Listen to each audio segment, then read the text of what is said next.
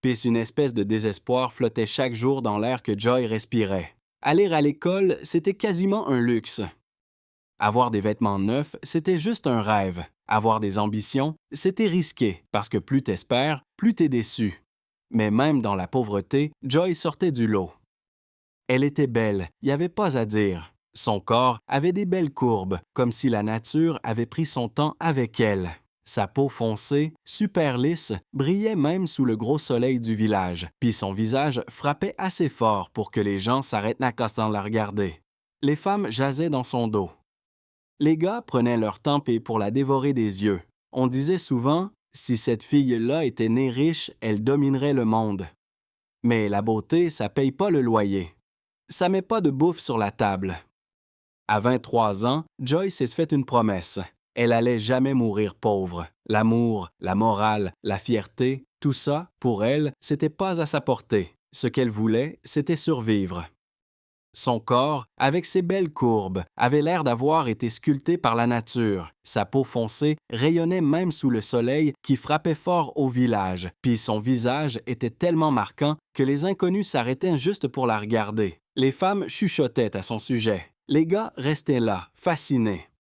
On entendait tout le temps. Si cette fille-là était née riche, elle dominerait le monde. Mais la beauté, ça paye pas le loyer, ni l'épicerie. À 23 ans, Joy s'est juré qu'elle finirait jamais sa vie pauvre. L'amour, la morale, la fierté, pour elle, c'était des luxes qu'elle ne pouvait pas se permettre. Survivre, c'était tout ce qui comptait. Quand Joy est arrivée en ville, elle avait juste une valise puis un sourire pratiqué devant le miroir. La ville, c'était bruyant, vite puis sans pitié, mais Joy s'est adaptée en un rien de temps. Elle a appris à s'habiller chic avec presque rien, à marcher la tête haute, même le ventre vide, puis à écouter plus qu'à parler. C'est à un party caritatif, super mondain, que la chance lui a enfin souri.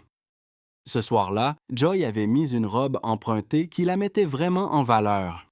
Elle se sentait pas à sa place parmi les lustres puis les rires fancy, mais elle gardait la tête droite. Puis c'est là que M. Gold l'a remarqué. Tout le monde savait que M. Gold était milliardaire. Son nom à lui, ça mettait tout de suite les gens à leur place. Mais physiquement, il imposait pas grand-chose. Il était petit, un peu courbé par l'âge, le visage creusé par le stress et les excès des années. Sa voix était rauque, son sourire pas égal. Le monde le tolérait pour son cash, pas pour son charisme. Mais quand il a posé les yeux sur Joy, il y a eu comme un changement. Pour M. Gold, Joy représentait tout ce que son argent lui avait jamais permis d'avoir. La jeunesse, la beauté, l'admiration vraie. Il a fait les présentations lui-même, ce qu'il faisait presque jamais. Joy a vite remarqué sa montre de luxe, sa façon d'être sûr de lui, puis comment les autres le saluaient subtilement. Elle lui a souri poliment. Dans sa tête, elle analysait déjà la situation, puis avant longtemps, ils se sont mis à se voir plus souvent.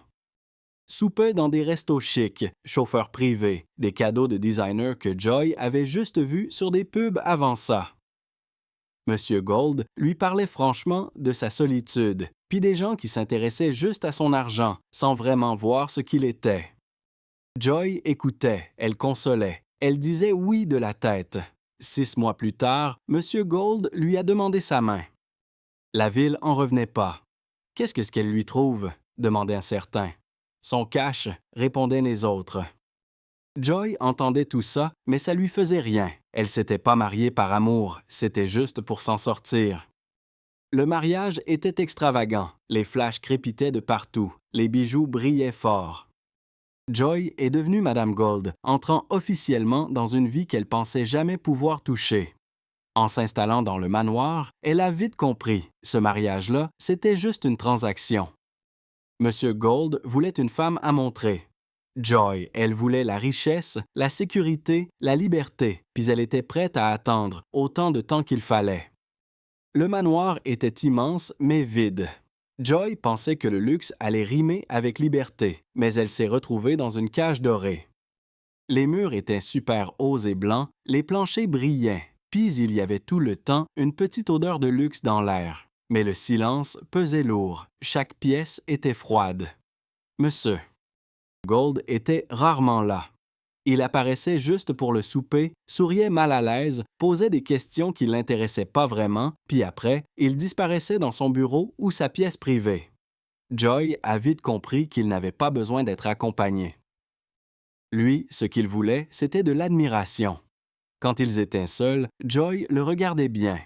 Il était vieux, puis son visage montrait toute une vie de pouvoir, puis de solitude. Il avait les yeux fatigués, mais quand il regardait Joy, il y avait une espèce d'espoir bizarre, comme si elle était sa dernière chance d'être heureux. Joy jouait son rôle à la perfection. Elle souriait, approuvait, riait au bon moment. Elle lui donnait l'impression de rajeunir. Elle l'accompagnait aux événements mondains, lui tenait le bras, le laissait se sentir fier. Elle savait exactement comment jouer la femme parfaite. La ville tripait sur leur couple, mais Joy, elle l'aimait pas. Elle le tolérait juste pour son argent. Avec le temps, M. Gold a commencé à lui faire vraiment confiance. Il cachait même plus son argent. Il la laissait gérer ses finances, sûr qu'elle était fidèle. Il signait des papiers sans regarder. Joy observait tout, patiente. Quand elle a finalement eu accès aux comptes et aux propriétés, elle n'a rien célébré. Elle a juste continué de planifier. Elle a commencé à investir en douce, acheter un petit appart en ville sous un autre nom. Elle a engagé un avocat en cachette. Personne ne savait rien, même pas la femme de ménage, parce que Joy savait une affaire.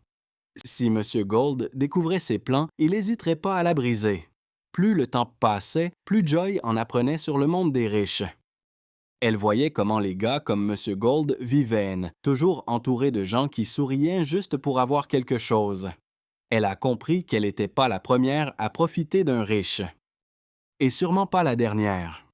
Un soir, pendant que M. Gold dormait dans son bureau, Joy s'est mise devant le miroir et a observé son reflet.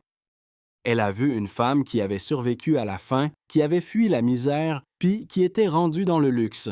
Mais elle a aussi vu une femme prête à devenir redoutable.